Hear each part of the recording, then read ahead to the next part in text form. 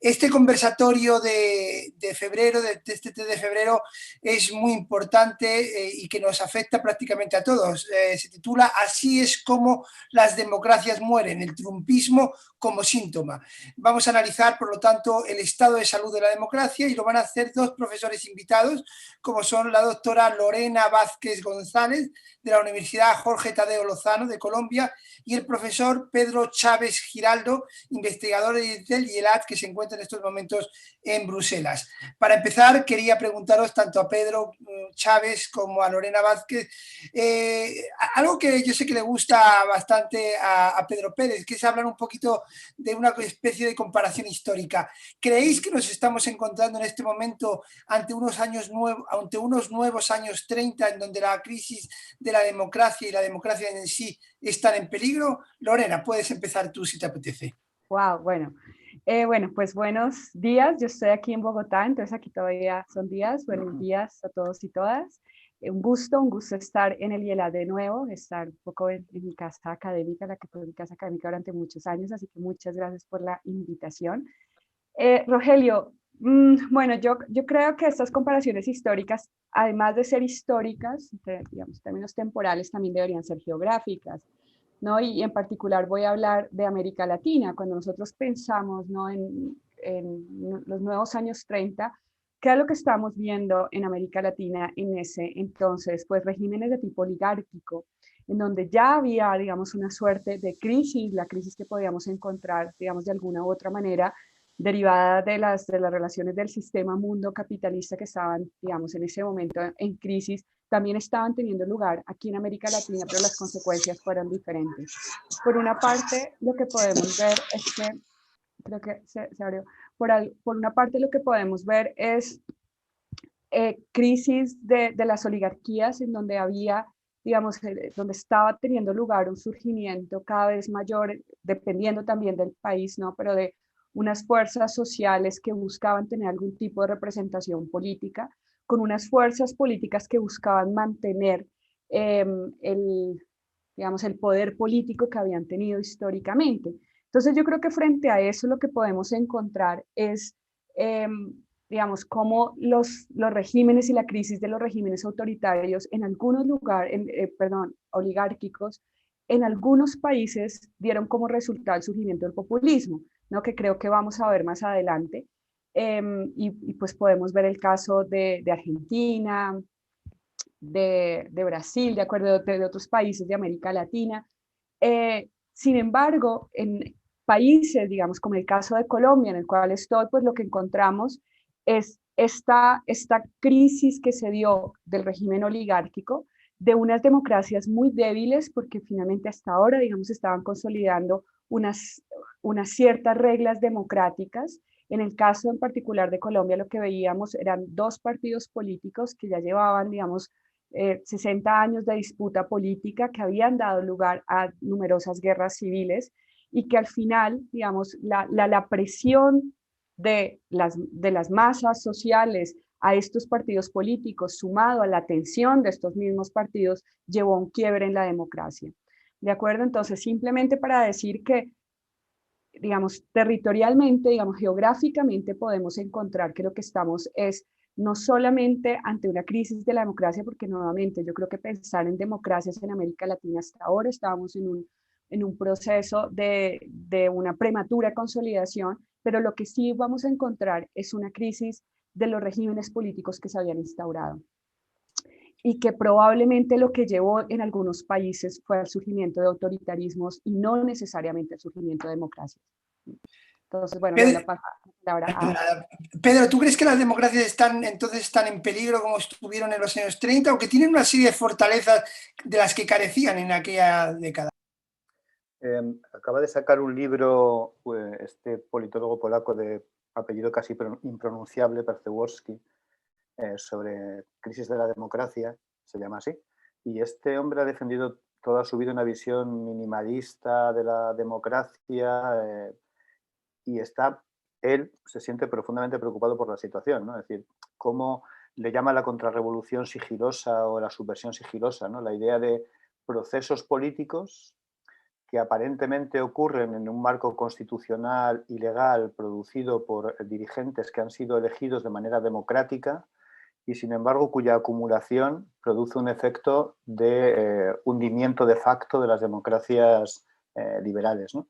Yo creo que hasta aquí hay un cierto parangón histórico con la República de Weimar, que es, yo creo, el referente histórico que estamos utilizando mucho en estos tiempos en Europa, ¿no? Las similitudes y diferencias que existen con la crisis de lo que fue la República de Weimar en los años 30, ¿no?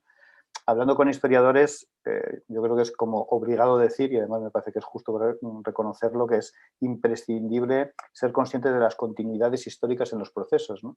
Pero también de las discontinuidades, ¿no? O sea, también de los elementos que son radicalmente novedosos y a los que tenemos que hacer o a los que tenemos que prestar muchísima atención justamente para entender bien de qué estamos hablando y qué es lo que puede ocurrir, ¿no?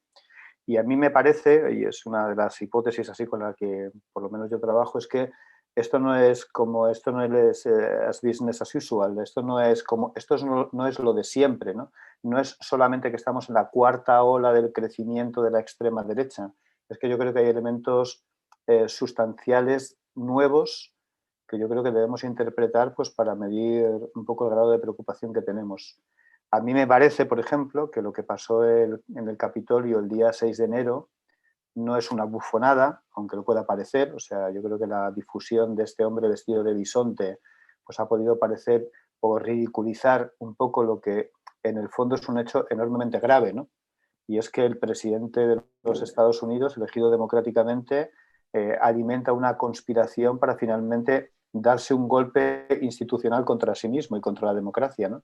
Y yo creo que ha habido mucha gente que recordaba que lo más peligroso de ese día no fue solo la ocupación del Capitolio por una buena parte de los seguidores de Trump, fue que 178 congresistas republicanos votaron a favor de cambiar el sentido del voto, amparándose en el derecho constitucional que tenían a hacerlo, ¿no?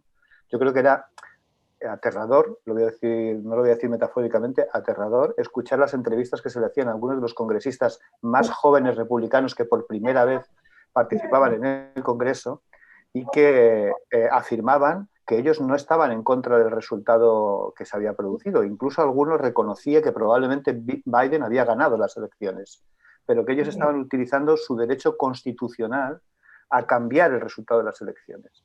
Bueno, yo creo que esto es enormemente grave. Esto es una discontinuidad, o sea, no es simplemente la repetición reiterada de un elemento histórico, sino que hay una cierta discontinuidad y a mí me parece que vale la pena tenerlo presente, insisto, no como una bufonada, aunque lo pueda parecer, sino como un elemento enormemente preocupante que debería alertarnos de las fragilidades de los sistemas democráticos en estos momentos, ¿no? Por acabar, yo creo que nos estamos dando cuenta de que las democracias están muy mal preparadas para enfrentarse a gobernantes que han sido elegidos democráticamente y que conspiran contra el régimen democrático. Es el caso de Hungría, es el caso de Polonia, es el caso de Estados Unidos, etcétera, etcétera. Mira, era la tercera pregunta que os quería hacer, pero ya que la has planteado, no me resisto a plantearla ya. ¿Qué tienen que hacer las democracias para ser lo suficientemente fuertes para no caer en brazos de estos nuevos populistas de un lado o de otro? ¿Qué no está haciendo la democracia, en una palabra?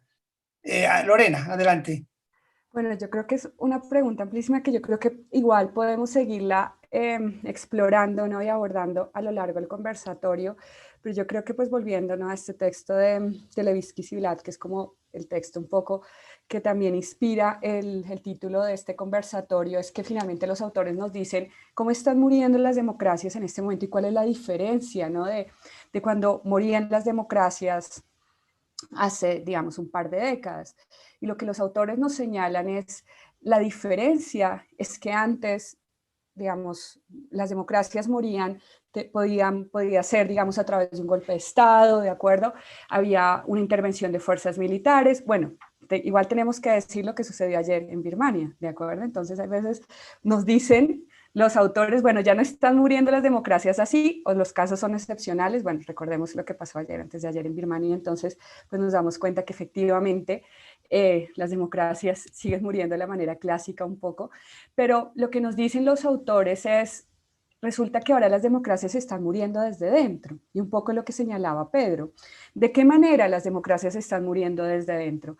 Pues básicamente son personas que han sido elegidas a través de las reglas democráticas, pero una vez llegan al poder a través, digamos, de esas reglas democráticas, empiezan a modificar esas reglas y empiezan a modificar y jugar con ellas para concentrar el poder, para utilizar el monopolio de la violencia del Estado, ya no de violencia legítima, sino de la violencia del Estado para mantenerse, utilizando las instituciones y, y un poco desdeñando esas instituciones que de alguna u otra manera le permitieron llegar al poder. Entonces yo creo que podríamos, digamos, dividir esa gran pregunta en esto, o sea, ¿qué es lo que está pasando en términos del funcionamiento de las democracias que llevan a que este momento tenemos experiencias en diversos lugares del mundo? Aquí en América Latina, pues desafortunadamente las tenemos. De hecho, hace un tiempo con un gran analista político aquí en Colombia, digamos, la pregunta que yo le hacía es, ¿no crees que finalmente aquí un poco lo que está pasando en Colombia supone, digamos, una no necesariamente un desmantelamiento, pero sí un socavamiento de la democracia nuestra? En términos, por ejemplo, nos habla de rechazo de las reglas democráticas de juego.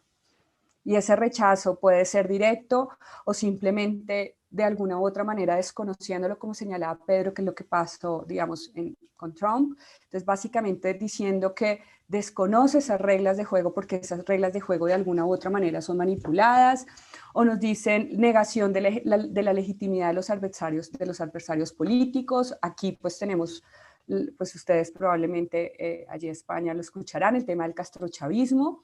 Pues aquí, y no solo aquí en Colombia, bueno, pues esto llegó incluso a las elecciones de Estados Unidos, aupado por el mismo gobierno, digamos, colombiano, ¿de acuerdo? O sea, incluso intentando inmiscuirse en las elecciones de otros países a partir de un poco de este miedo del castrochavismo y qué es lo que significa el castrochavismo para muchos de los votantes. Después, la tolerancia o fomento de la violencia. O sea, yo creo que ese es un tema que es muy complicado. Lo digo en particular nuevamente en un país como Colombia, en donde pues en este momento se siguen sucediendo masacres, digamos, no, tampoco vemos que haya una intervención clara del gobierno. Algunas, digamos, de las muertes que ha habido en los últimos meses ha sido a líderes políticos de izquierda en Colombia, y eso probablemente se ve en otros países, ¿no? Entonces, cómo probablemente hay una violencia y cómo esa violencia de alguna manera se justifica o simplemente claramente no hace nada el gobierno frente a esa violencia. Entonces, lo que tenemos es un socavamiento nuevamente de las instituciones desde dentro. Y un poco para terminar, porque lo que yo te decía, Rogelio, creo que esta pregunta la podríamos dividir en dos. ¿Qué podríamos hacer? Pues yo creo que por ahora es como diagnosticar qué es lo que está pasando. Me aventuro a decir que lo que está pasando es simplemente algo que ya la teoría de la democracia viene hablando desde hace 30, 40 años, y es una crisis de la democracia elitista. O sea, yo creo que ese es uno de los graves problemas. Escuchaba hace poco una conferencia precisamente de Levitsky hablando de esto, ¿no? O sea, cuando estamos hablando de un nivel de corrupción enorme, yo, por ejemplo, aquí para mis clases, el semestre pasado estábamos viendo el nivel de descontento político, de desafección política, vinculada a las preguntas que se hace, digamos, desde el Latinobarómetro a los ciudadanos en América Latina, y cuál es su índice de apoyo a la democracia. Y desafortunadamente en los últimos 20 años el índice de apoyo a la democracia en América Latina pues ha ido bajando. Después, la satisfacción con la democracia, que es el propio funcionamiento digamos, de los gobiernos, de la conexión de los gobiernos, de las políticas con las necesidades de la ciudadanía, pues también ha ido bajando. De hecho, estoy viendo en el año 2018, vemos que la insatisfacción con los resultados de la democracia en América Latina es del 71%. Y eso estamos hablando del 2018. Lo más probable es que para el 2019 incluso haya aumentado, que fue cuando vimos todas estas movilizaciones en América Latina. También cuando se pregunta, ¿se gobierna para unos cuantos grupos poderosos en su propio beneficio? El 79% de la población de América Latina está de acuerdo con esta afirmación, que los gobiernos lo hacen para algunos cuantos grupos poderosos. Así que lo que vemos es que en efecto hay hay una mayor desafección con las democracias, con los resultados de las democracias y con el papel que están desempeñando los partidos políticos. Y simplemente para terminar, para darle la palabra a Pedro, yo creo que esto finalmente es una crisis de la democracia elitista. O sea, cómo finalmente ha venido funcionando la democracia, cómo los partidos políticos cada vez están más desconectados con las demandas de la población y cómo además tenemos también grandes gobiernos, porque esto ya no es solamente, digamos, de un Estado, o sea, tenemos grandes poderes corporativos a nivel mundial que básicamente en algunos casos influyen las agendas de los gobiernos. Entonces, creo que, por eso te digo, creo que es un tema muy amplio, pero simplemente para terminar, yo creo que, y probablemente en el Eurobarómetro será similar, pero lo que sí es cierto es que los resultados para el Latinobarómetro los últimos 5 años son absolutamente preocupantes respecto a la legitimidad de las democracias. Pedro, una pregunta. Nosotros conocemos los cantos de sirena de los populismos, desde Perón hasta Trump, pasando por Hugo Chávez, han sido básicamente muy parecidos, no nos engañemos. Entonces, a mí lo que me preocupa es cambiar el foco a las democracias. ¿Qué tienen que hacer las democracias para vacunarse contra el virus del populismo?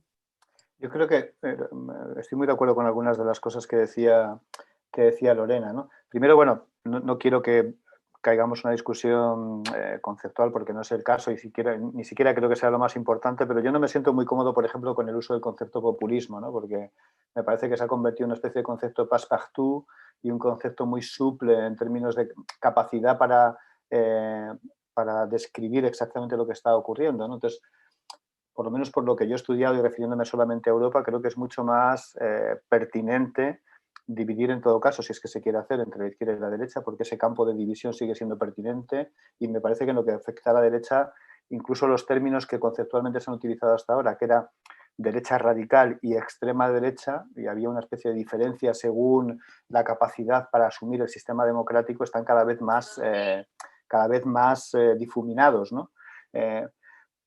Por ejemplo, yo creo que es intentando hacer un guiño a los historiadores, ¿no? Y haciendo también un guiño a la continuidad histórica para saber qué podemos aprender de eso, si es que queremos aprender algo de eso, ¿no? Yo creo que conviene recordar, por ejemplo, que en el año 1933, o sea, el golpe constitucional que eleva a Hitler al poder, es un golpe que se hace al amparo del artículo 48 de la Constitución de Weimar, que permitía al presidente Hindenburg habilitar poderes extraordinarios al gobierno. Y los dirigentes de esa época, Pope, Hindenburg, etcétera, estaban convencidos de que el fenómeno Hitler duraría 2 meses. 2 meses. En 2 meses estaban convencidos de que le colocarían en un rincón y gritaría como los cuervos, ¿no? Eso decía Pape, ¿no? Bueno, pues eso no ocurrió así. Los elementos contingentes de los sistemas democráticos y de la política en general son imprescindibles tenerlos en consideración. Y eso quiere decir que las democracias tienen que fortalecerse en términos institucionales, ser mucho más previsoras de algo que hasta ahora no habíamos previsto. Y es que los gobernantes elegidos democráticamente conspirasen contra el sistema democrático que lo habían elegido, ¿no? No estamos hablando de outsiders, ¿no? Orbán, por ejemplo, en Hungría, o Jasinski, los hermanos Jasinski en Polonia, son gente que tenía un pedigrí democrático, ¿no? Venían de la lucha contra las dictaduras socialistas y habían abrazado con mucho entusiasmo, aparentemente, el credo liberal, ¿no? Pero Orbán, por ejemplo, en 2002, cuando pierde las primeras elecciones, él gobierna de 1998 a 2002 en primer lugar y luego desde 2010 en adelante, cuando pierde las elecciones en 2002, dice una de esas frases que recordándola ahora nos da indicador de quién estábamos hablando, ¿no? Él dice, cuando pierde, dice, la patria no puede estar en la oposición. O sea, su partido, Fidesz, no podía estar en la oposición porque era el representante de la patria. Todos los demás, el 50% de la población, se entiende, eran unos traidores a la patria. Bien, así que fortalecer institucionalmente las democracias para prevalerse, para ser precavidos respecto a la insurgencia de este tipo de dirigentes es muy importante, ¿no? Y yo creo que aquí hay muchas lecciones que aprender, por ejemplo, en este caso, de países como Hungría o Polonia, donde si uno mira lo que ha ocurrido en los últimos años día a día, aparentemente no habría ocurrido nada dramático. Lo que ha ocurrido dramático, lo que ha hecho dramática la situación es la acumulación de cambios producidos durante todo este periodo de tiempo. Yo creo que es una experiencia muy interesante, de tal manera que honradamente, después del último cambio electoral, por ejemplo, en Hungría en 2014, que un partido de la oposición gane las elecciones en Hungría es prácticamente imposible. Y eso se ha producido de manera democrática, de acuerdo a los criterios constitucionales, etcétera, etcétera, ¿no? Así que, bueno, esta es una primera cuestión. La segunda cuestión es combatir la polarización. Yo creo que uno de los elementos que ha ayudado a construir, y es paradójico, ¿no?, esta situación de exclusión política tiene que ver con la destrucción de los puentes, ¿no?, con la destrucción del reconocimiento del otro como un adversario, ¿no? Y yo creo que eso es muy importante. Eso ha ocurrido, creo, en América Latina también, y algo que nos parecía que nos quedaba muy lejos es cada vez más presente en Europa, ¿no? Yo creo que no hace falta irse muy lejos, uno se puede ir a Hungría o a Polonia, pues porque nos es un poquito más cómodo, pero vamos, si escucha aquí, en fin, y lo digo, trato de ser descriptivo, ¿vale? Y si me equivoco pido disculpas por esto, pero quiero ser descriptivo. Si escucha algunos de los discursos de miembros del Partido Popular o de Vox en España, estaremos viendo con un poco de preocupación, al menos por mi parte, esa reproducción de una polarización que excluye al otro como un adversario legítimo, en condiciones de poder tomar el poder si la democracia se lo permite, ¿no? Y luego yo creo que Lorena ha dicho una cosa súper importante que es la que estoy de acuerdo. Es decir, esta gente ha ganado espacio político y ha ganado voz y credibilidad sobre la base de la destrucción del corazón social de la democracia.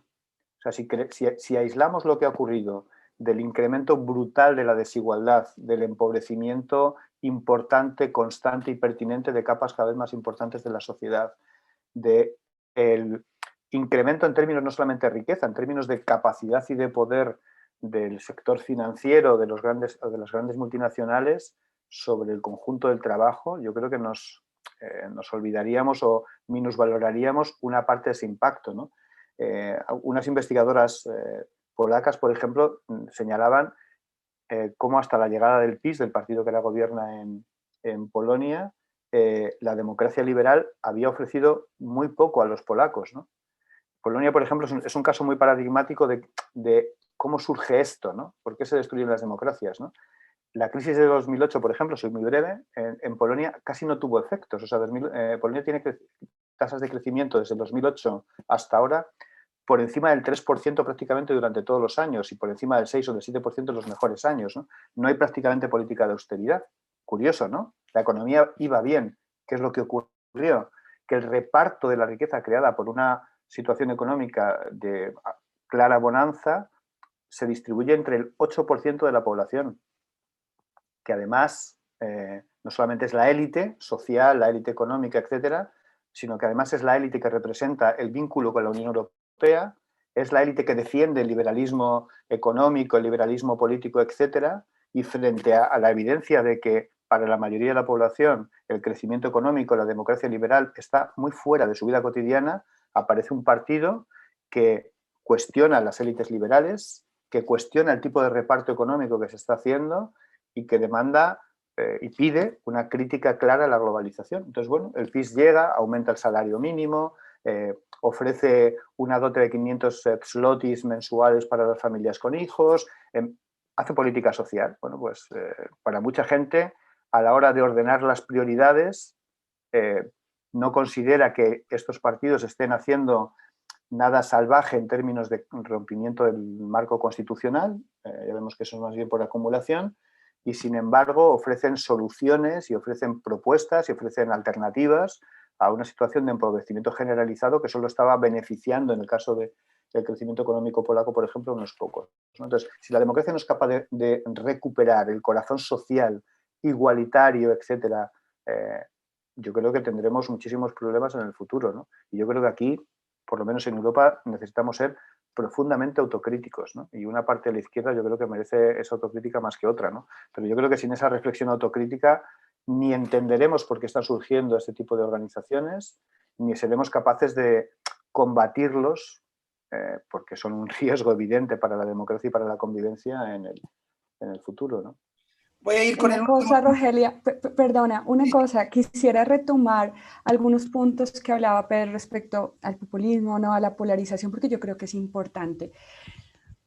Bueno, digamos, es un debate este término conceptual del populismo y quisiera retomar el concepto que nos brinda Guillermo O'Donnell, un gran politólogo argentino, que nos decía, bueno, ¿cómo entender el populismo? Nos decía respecto a los tres regímenes que él estudiaba hasta, digamos, mediados de los 80 en América Latina, que era régimen oligárquico, luego populista y luego el burocrático autoritario, ¿no?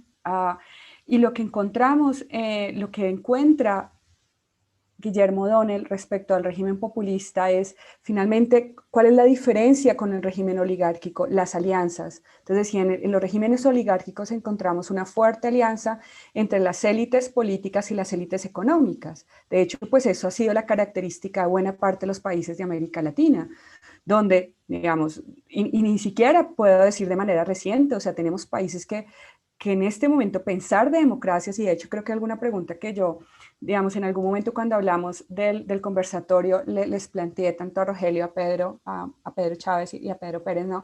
Y es, ¿han estado vivas las democracias en América Latina? Y pienso en muchos países, incluso Centroamérica, el mismo Colombia, Venezuela, ¿no? En donde podríamos pensar cuáles son las características de la democracia que hemos tenido, ¿no? Unas democracias que han sido fuertemente elitistas, unas democracias en donde claramente ha habido una alianza entre élites políticas y élites económicas.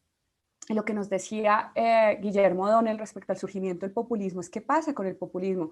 Pues los líderes populistas surgen porque tienen que hacer una alianza interclasista. Entonces tienen que aliarse con las bases sociales, porque es allí donde, es a partir, digamos, de esa alianza con las bases sociales, cómo van a poder acceder al poder. Pero una vez acceden al poder, ¿cuál es la relación entre esos líderes populistas que, digamos, que la manera como lo entiende O'Donnell y por qué los llama populistas es porque su base social digamos, son las bases sociales de aquellos países? Entonces, al hacer esta alianza y romper la alianza que existía con las élites, pues básicamente se va a enfrentar con las élites políticas y económicas de esos países. Y es lo que encontramos también, yo creo que un poco respecto a la debilidad de las democracias en América Latina, ¿de acuerdo? De alguna u otra manera, y lo digo, digamos, nuevamente, discúlpeme por ser autorreferente, pero en el caso de Colombia, ¿no? Ahora que se habla de la izquierda, bueno, es que yo creo que aquí realmente la, la trayectoria histórica de la izquierda ha sido súper poca, o sea, yo creo que comparado con algunos países incluso de la región, o sea, solo de manera muy reciente podemos hablar de izquierda. Y aquí una vez ya se habla de polarización, de populismo. Bueno, es que realmente será que poner en la agenda política temas de redistribución en uno de los países más desiguales del mundo, cuando estamos hablando que América Latina también es una de las regiones más desiguales del mundo, entonces poner temas de redistribución política ya es populismo. Y yo creo que eso, frente a eso, yo creo que conversatorios como esto, en donde estamos hablando también entre académicos, tenemos que ser responsables, porque eso luego se filtra en los medios de comunicación. ¿Y qué es lo que pasa? En los medios de comunicación, en particular lo digo en Colombia, no sé, digamos, cómo está la situación en este momento en España, pero digamos, pensar en una agenda política social con cierto tipo de redistribución, ya se habla que es populismo. Entonces yo creo que es importante pensar, bueno, ¿qué es populismo? O sea, pensar en un tipo digamos, políticas sociales redistributivas ya es populismo. Y yo creo que frente a eso, si no estoy mal, Andrés Malamud nos hablaba como de tres tipos de populismo, ¿no? Este populismo, como les digo, el primero más vinculado a lo que señalaba Guillermo O'Donnell, este populismo político en donde el líder, digamos, descansa en las bases sociales porque es la única forma de acceder al poder y va a encontrar, por supuesto, resistencia en las élites. Después el populismo económico, ¿no? Que nos dice como pan para hoy y hambre para mañana, pero después es este populismo que se ha un poco generalizado en los medios de comunicación y es simplemente aquel que está vinculado a políticas, digamos, a una política fiscal expansiva, a políticas fiscales, por ejemplo, aquí en Colombia, de impuestos progresivos. Entonces ya esto es populismo. Y yo creo que finalmente escenarios como este también nos sirve para debatir un poco respecto a ese concepto que yo creo que ha dado para todo y para ser todo lo menos riguroso digamos, en términos conceptuales. Eso por una parte. Respecto a la polarización, fíjense que el mismo Levitsky nos hablaba, es que si no existe polarización, digamos, entre los dos extremos, polarización y consenso, si tenemos un extremo de polarización, pues que lleva a que efectivamente, digamos, sea difícil encontrar alianzas para llevar, digamos, para poner en marcha y tener un cierto tipo de gobernabilidad democrática. Pero por otra parte, un consenso extremo lleva a la ausencia de democracia. Sí, y yo creo que es un poco también, nuevamente, lo que vimos aquí en Colombia con el Frente Nacional, donde los dos partidos dijeron, bueno, nos estamos matando, generamos una guerra civil donde murieron cerca de 200.000, 300.000 personas, pues repartamos nosotros el poder político. Y entonces, ¿esto qué es? ¿Qué tipo de democracia? O sea, de hecho, es algo que hablamos aquí en Colombia, eso es una democracia restringida. Y aquí hablamos como hemos tenido democracia, qué tipo de democracia y cuáles son las características de la democracia, ¿no? Y ya para terminar, volviendo un poco a lo que decía Adam Przeworski, ¿no? Que tú lo señalabas, Adam Przeworski nos hablaba cuáles son las características de la democracia. Pues el primero, que existan reglas de juego, que esas reglas de juego sean respetadas por todos los jugadores que están allí. Esa es, yo creo que la característica fundamental de la democracia. Después, que exista cierto grado de pluralismo político, porque si no existe pluralismo político es porque de alguna u otra manera se está intentando eliminar ese pluralismo y lo que hay es un cierto autoritarismo revestido de instituciones democráticas. Y por último, lo decía Przeworski, que me parece súper interesante, nos dice que quien pierda las elecciones respete que perdió las elecciones y actúe en oposición. Y yo creo que ese es el gran tema. Porque el gran tema acá, y lo digo respecto, digamos, a la problemática aquí en América Latina, es una vez se pierden las elecciones, que quien pierda respeta que haya perdido esas elecciones. Y solamente termino con lo siguiente. Una pregunta que en este momento está pasando aquí en Colombia es, ¿qué es lo que pasa si el partido que está en el poder, digamos, atrapa de alguna u otra manera todas las instituciones, incluso las instituciones que le tendría que hacer algún tipo de seguimiento político, incluso las instituciones que tienen que regular las elecciones, como aquí es el caso de la registraduría? O sea, cuando hay manipulación de las votaciones. Entonces yo creo que fíjense que este es un tema porque, claro, lo que Przeworski nos dice es fantástico. Si pierdes, tienes que respetar que perdiste, por supuesto. Pero aquí el tema también es la transparencia de las elecciones, ¿no? Entonces, bueno, yo creo que finalmente, por eso digo, creo que da para mucho, pero... Muchas gracias, Lorena. Voy a hacer una última pregunta a Pedro y abrimos el turno de preguntas a todos vosotros, o sea que os ruego, por favor, que vayáis preparándolas o por lo menos pensando. Solo una anotación, Lorena. A mí me gusta mucho hablar de polarización en los extremos, porque polarización no tiene por qué ser mala. El problema es que sea una polarización en los extremos y con una grieta entre media. En Argentina ahora hablan mucho de la grieta que separa al país. Entonces, bueno, es un pequeño comentario. Pedro, te quería hacer un comentario a ti también. Tengo un solo pero con tu anterior intervención. Me parece que tienes muchísima razón en el tema de la grieta, la polarización, en el tema del tema social, en el corazón de la democracia, pero creo que has puesto el foco solo en esa demagogia que viene de la derecha, pero nos estamos olvidando de que hay una demagogia de la izquierda. En América Latina tenemos a un Nayib Bukele que metió al ejército en el Parlamento y no viene precisamente de la derecha. Tenemos a un Manuel López Obrador que Pedro sabe más que yo no sé muy bien dónde situarle, pero bueno, es una figura bastante curiosa. Y bueno, y por traerlo a España, quien empezó a hablar del régimen del 78 como algo despreciable y corrupto y digno de ser destruido fue la izquierda, y eso ya creó una división. Con lo cual creo que las culpas, desde mi punto de vista, deberían estar un poquito repartidas. Bueno, pues eso también va un poco en nuestras valoraciones, ¿no? No quiero omitir ninguna cuestión problemática. Yo en América Latina, ¿no? por pura prudencia y humildad intelectual, no me quería meter estando Lorena, o sea, me parecía que era como que no me toca, ¿no? Y además porque sobre eso sí que tengo más opiniones y menos información, ¿no?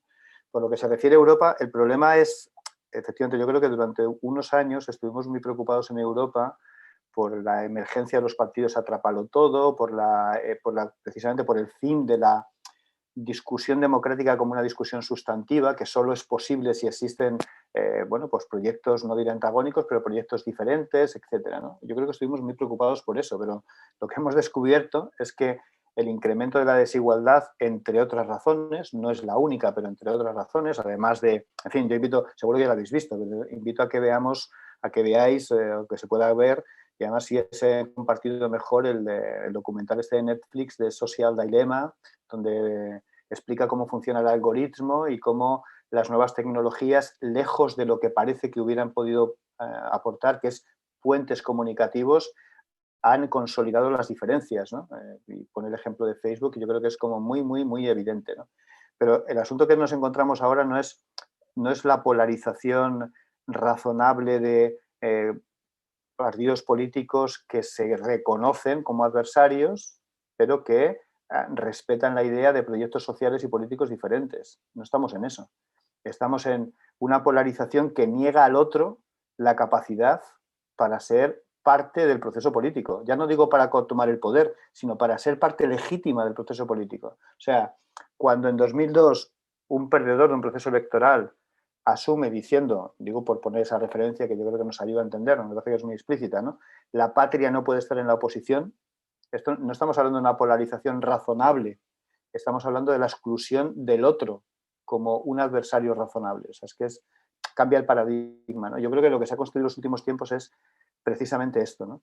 Por lo que hace a Europa, a mí, en fin, yo no quiero excluir las cuestiones un poco complicadas, pero desde mi punto de vista, el problema que tenemos en Europa es que las izquierdas alternativas, radicales, poscomunistas, etcétera, desgraciadamente desde mi punto de vista, porque podrían haber hecho algún otro tipo de aportación, han prácticamente desaparecido del mapa político de la representación, y lo que ahora mismo pone en cuestión los sistemas democráticos es la emergencia muy potente de los partidos de extrema derecha. Esa es la verdad. Es decir, cuando pensamos en Francia, en Italia, por supuesto en toda la Europa central y oriental, Polonia, Hungría, Eslovaquia, la República Checa, Rumanía, Bulgaria, Dinamarca, Noruega, Suecia, Finlandia, Gran Bretaña, Brexit. Ante lo que estamos, cuando nos planteamos los problemas y los dilemas de los sistemas democráticos, por lo menos me parece por responsabilidad, donde tenemos que mirar es qué es lo que está haciendo que partidos que comulgan, digamos, pues con el ideario muy plural también, etcétera, de la extrema derecha, pues están consiguiendo posiciones políticas muy relevantes, pues, en fin, posiciones con capacidad para bloquear o para chantajear, como decía Sartori, o directamente participan en el gobierno, ¿no? Y en este caso, a mí lo que me preocupa, lo que me parece relevante para nosotros y para nosotros en este momento es entender bien qué es lo que ha ocurrido, porque creo, y en eso creo que, bueno, sin querer discutir de esto, insisto, ¿no? Simplemente es intentando aportar cosas. El concepto de populismo no nos ayuda, ¿no? Más bien es un limitador a la hora de entender las cosas, ¿no? Por ejemplo, el caso polaco. El partido PiS, el partido Ley y Justicia, que es el que gobierna en Polonia desde hace unos años, ha hecho la redistribución económica conservadora, familista, antifeminista, no os podéis imaginar hasta qué punto, etcétera, pero ha hecho la redistribución económica más importante desde 1989. ¿Qué hacemos? Entonces le llamamos a esto populismo económico y nos quedamos tan panchos. Ya está, ¿no? O sea, felices. Hemos caracterizado a un enemigo y nos lo hemos quitado en medio. Pues no. Creo que no habremos entendido bien qué es lo que estaba ocurriendo, en particular en ese país, en toda esa zona, qué papel ha jugado la Unión Europea y cómo las élites políticas, intelectuales, etcétera, consensuaron, en este caso sí, consensuaron un modelo de transición que excluyó a la inmensa mayoría de la población del reparto de la riqueza. Y había un ánimo de revancha en una parte muy sustancial de la población que que ha sido representada por los que eran inicialmente outsiders, pero que han dejado de serlo, que eran partidos en los márgenes de la vida política tradicional, en el mainstream político tradicional, en las familias políticas tradicionales, etcétera, y que sin embargo pues han cogido una enorme relevancia. Yo quiero recordar que los dos partidos, el PiS y el Fidesz, formaban parte del Partido Popular Europeo, es decir, formarían parte de una de las grandes familias que ha construido el consenso social, liberal, etcétera, en Europa, ¿no? Y que están en sus países deconstruyendo, por decirlo amablemente, los sistemas democráticos liberales, al punto que el propio Viktor Orbán, el presidente húngaro, pues defiende, porque esta es una persona además a la que hay que leer porque dice cosas muy interesantes, defiende la democracia iliberal, ¿no? Dice que se ha acabado el tiempo de las democracias liberales, ya han jugado su papel y vienen las democracias iliberales y además con ecos jacobinos, ¿no? Donde la voluntad del soberano, la voluntad del pueblo,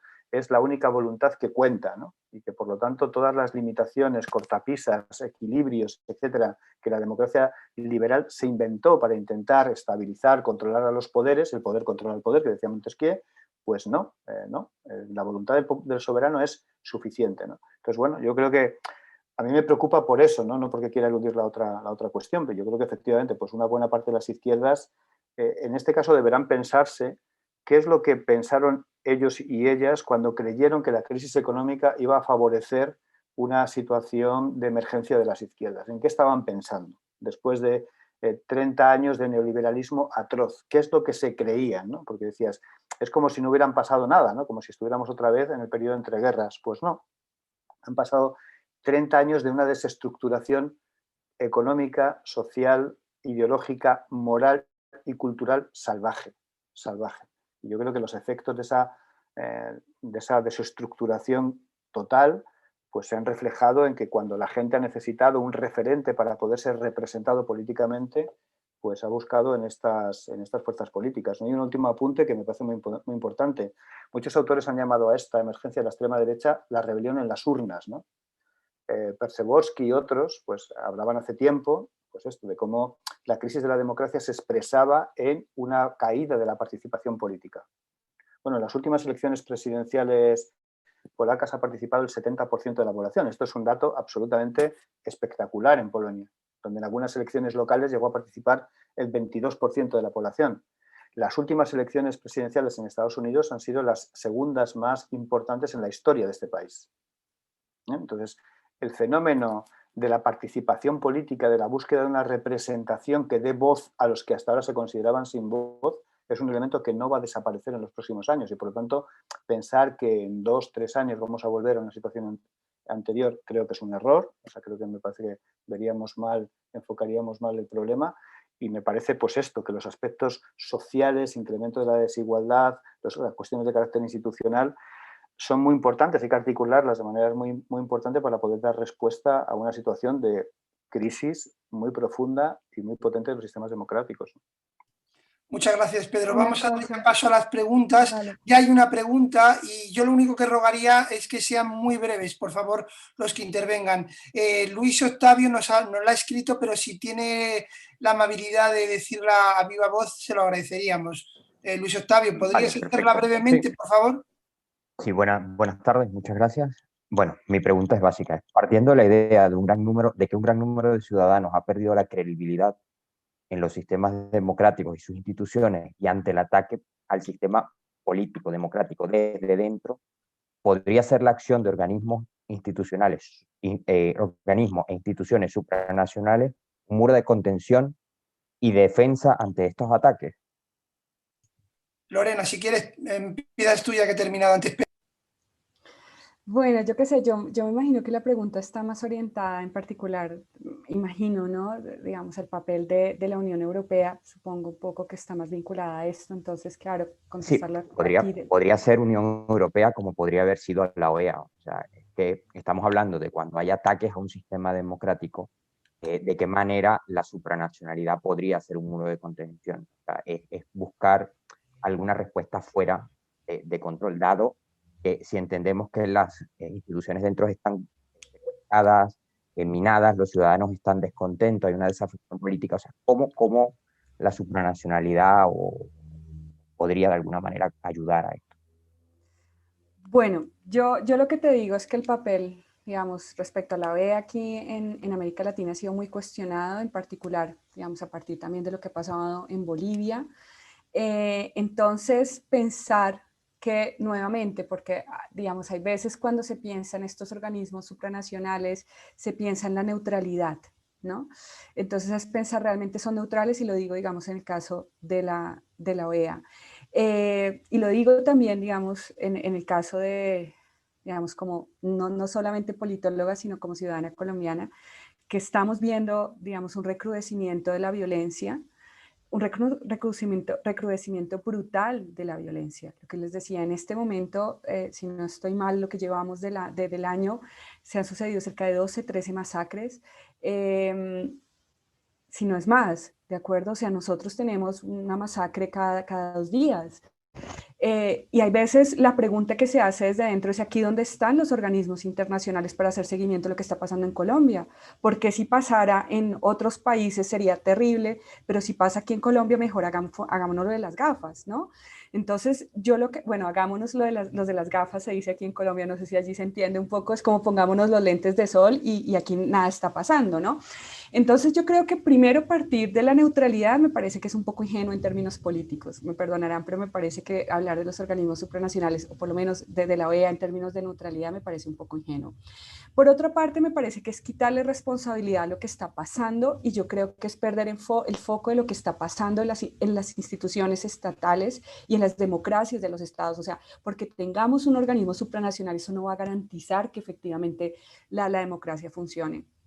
Y yo creo un poco que retomando lo que decía Pedro, pues es que aquí la pregunta es un poco qué es lo que ha pasado en términos del funcionamiento de la democracia representativa, elitista, cuál es el papel que están teniendo los partidos, cómo están funcionando las instituciones, y ahí sí podemos empezar a pensar, ¿de acuerdo?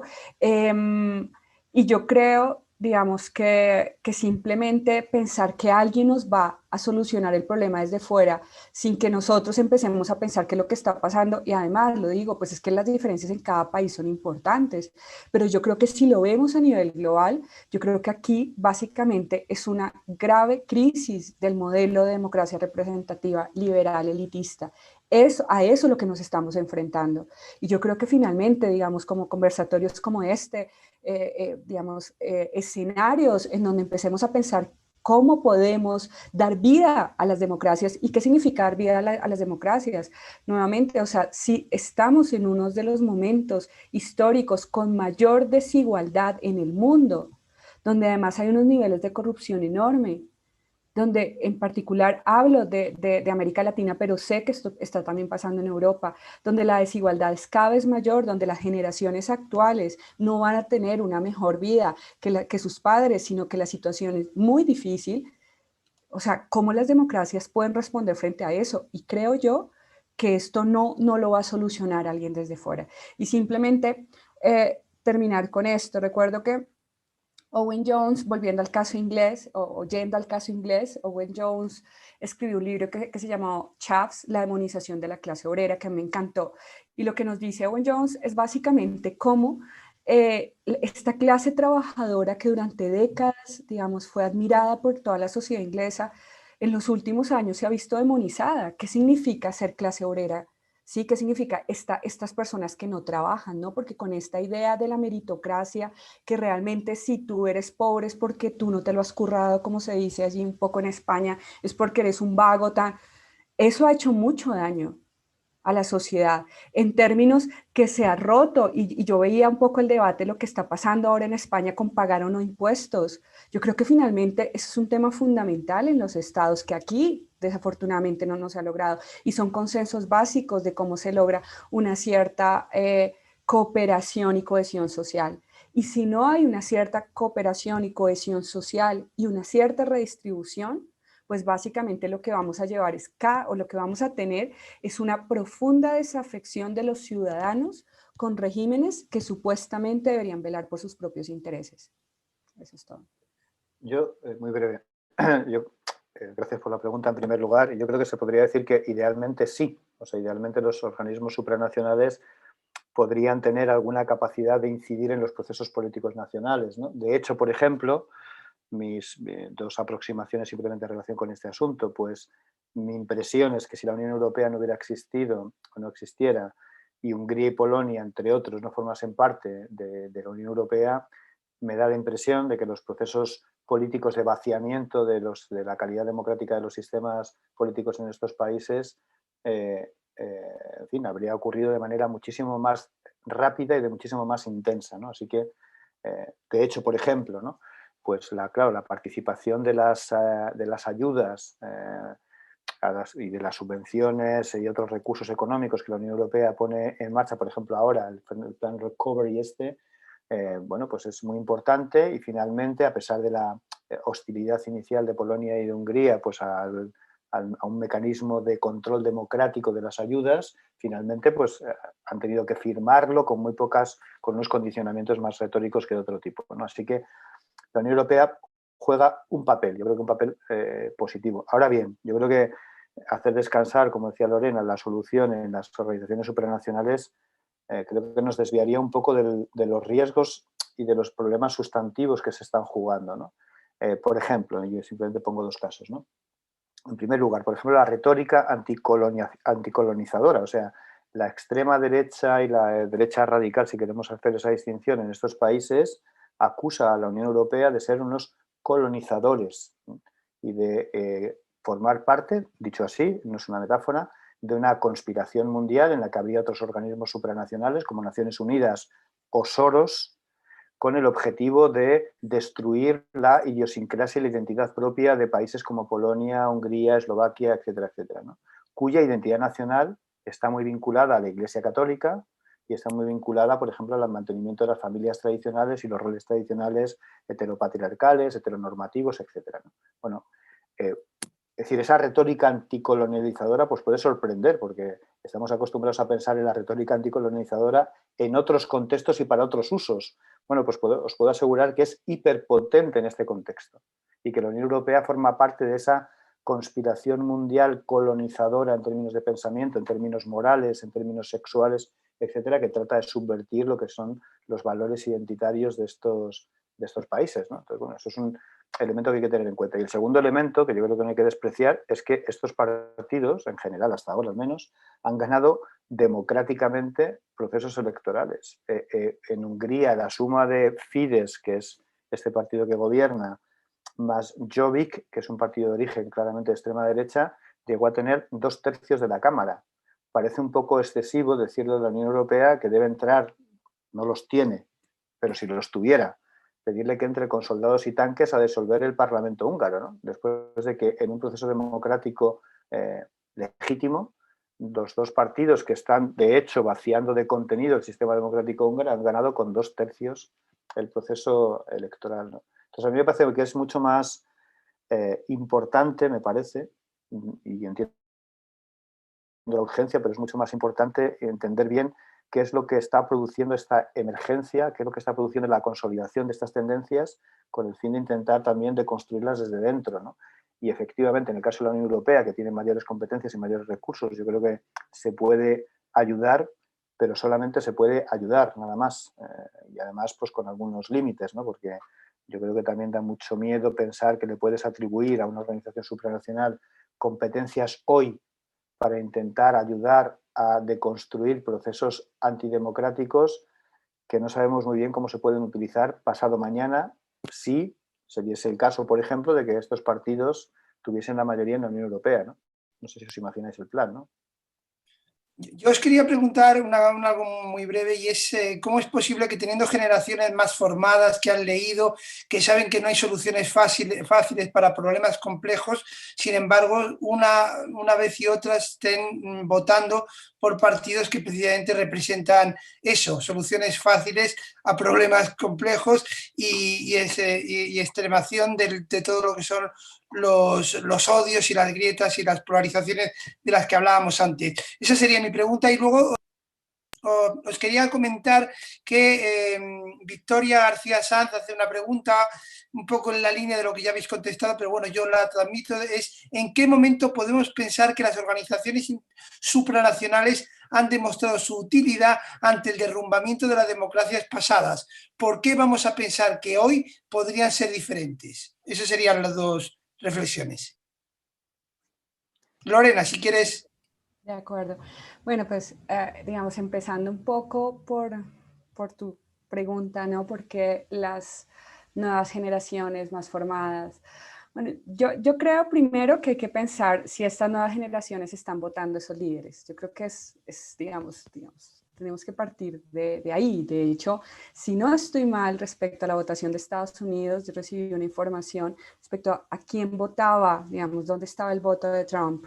y pues lo sabemos que básicamente no está en las ciudades, no tiene el voto, digamos, de los segmentos más jóvenes, más formados. Y lo mismo pasaría, digamos, un poco con los Tories en Inglaterra. Bueno, no sé en el caso de España, supongo que Pedro ya nos dirá, digamos, cuáles son estos sectores que votan.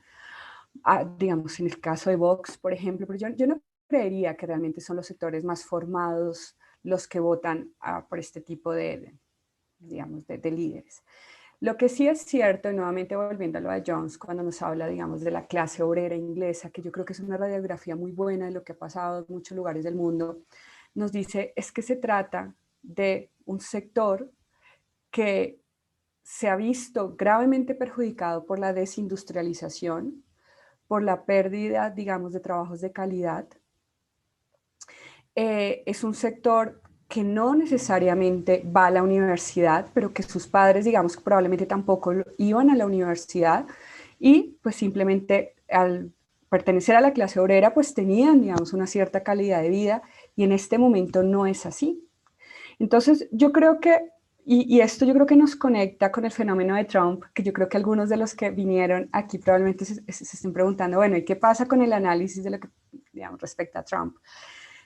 Yo creo que en efecto, figuras como Trump lo que logran es conectar con esas bases sociales, no necesariamente más formadas, pero con esas bases sociales que de alguna u otra manera se han visto afectadas por procesos de deslocalización industrial, por ejemplo, en el caso de Estados Unidos, también de Inglaterra, que claramente son generaciones, tanto padres e hijos, que en este momento, digamos, han visto disminuida su calidad de vida y que desafortunadamente los partidos de izquierda no tienen un discurso, pero tampoco lógicas que logran conectar con esas necesidades.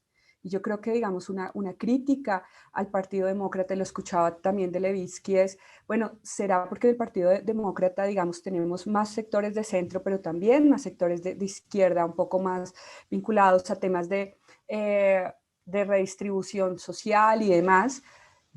¿Será que Biden logra conectar con esos votantes más de izquierda del Partido Demócrata? Y yo creo que este va a ser el reto para Biden, ¿de acuerdo? Porque claro, es que vemos, digamos, un espectro enorme en el Partido Demócrata. Y volviendo con los republicanos, bueno, yo creo que finalmente la figura de Trump de alguna manera pues logró conectar con esas bases sociales que de alguna u otra manera no se han visto identificadas con un modelo, digamos, de económico, social, político, que digamos que claramente está disminuyendo la calidad de vida de los ciudadanos. Entonces, digamos, eso respecto a los votantes, por eso te digo, no creo que estemos hablando, digamos, que estos jóvenes más formados sean los que voten a estos sectores. Y respecto a la pregunta de Victoria, de cuáles han sido los ejemplos, ¿yo qué te puedo decir? Yo creo que un poco es lo que ya respondió Pedro, digamos, respecto a la Unión Europea, como la Unión Europea, digamos, ha logrado enmarcar y contener ciertas, digamos, tendencias autoritarias, como ha logrado, digamos, que en algunos estados se cumplan las reglas de juego democrática, porque eso es como como uno de los puntos sine qua non para estar dentro de la Unión Europea. Entonces yo creo que para el funcionamiento de la democracia, como veíamos aquí, uno de los puntos centrales es el respeto a las reglas democráticas. Entonces yo creo que en ese sentido, pensar que la Unión Europea ha servido para contener, digamos, tendencias relativamente autoritarias al interior de América Latina.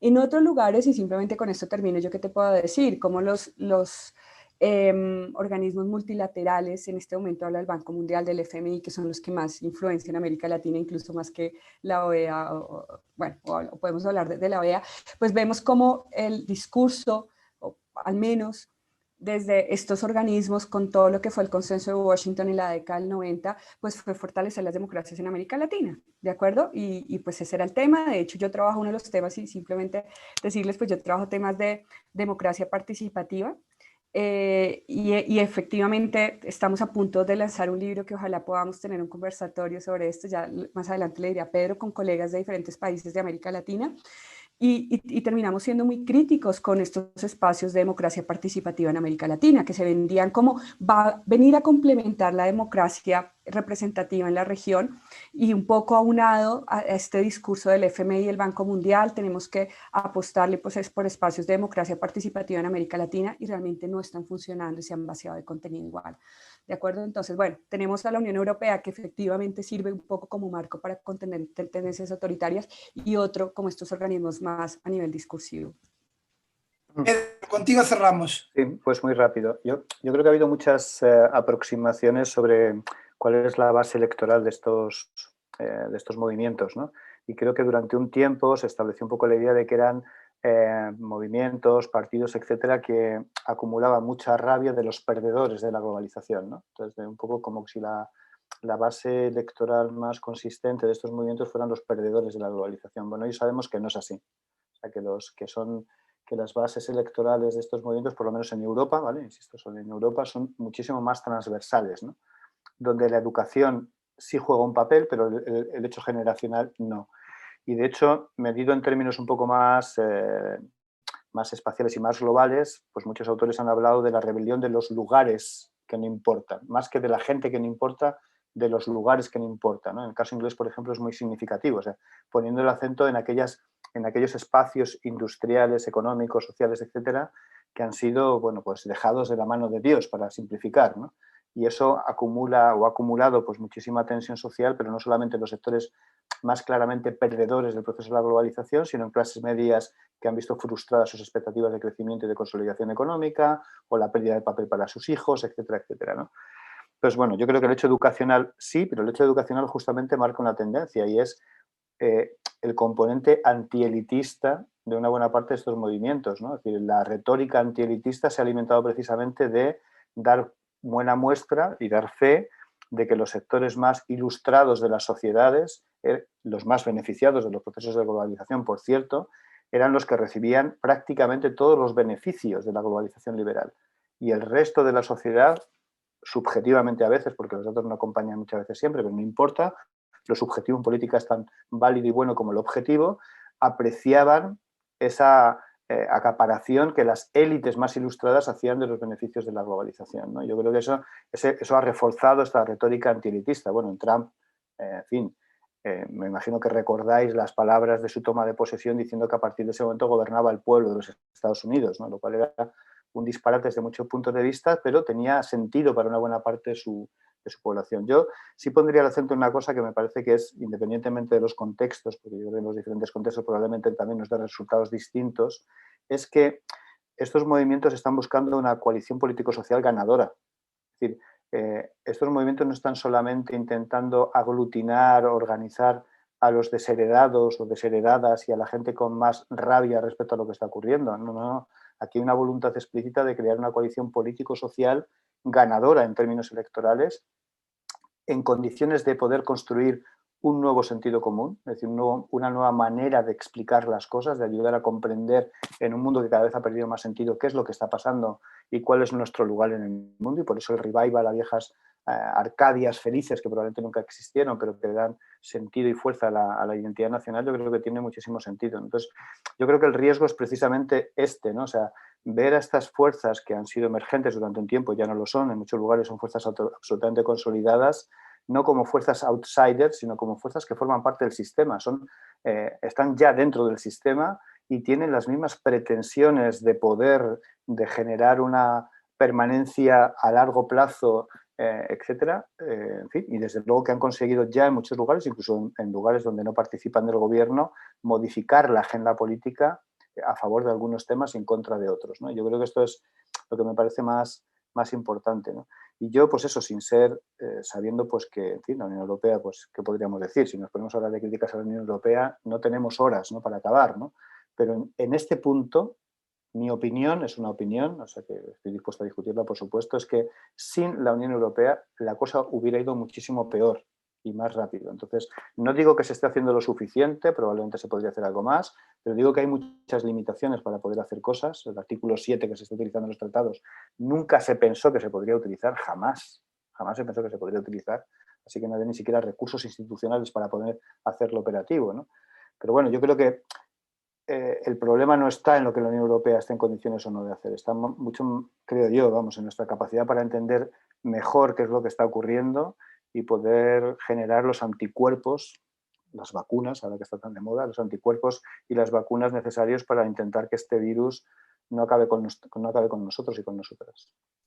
Pues Lorena, Pedro, muchísimas gracias, ha sido un placer. Muchas gracias a todos los que habéis estado con nosotros. El día 15 a las 5 de la tarde tenemos otra cita con temas de inteligencia y prospectiva y por favor, aquí os esperamos. Un fortísimo abrazo a todos vosotros. Encantado. Muchas gracias. Ha sido un placer. Rogelio, Encantado, Pedro, Lorena. ha sido un Encantado, gusto. Pedro. Un Ha sido un gusto. placer. Muchas gracias, Pedro, por la invitación.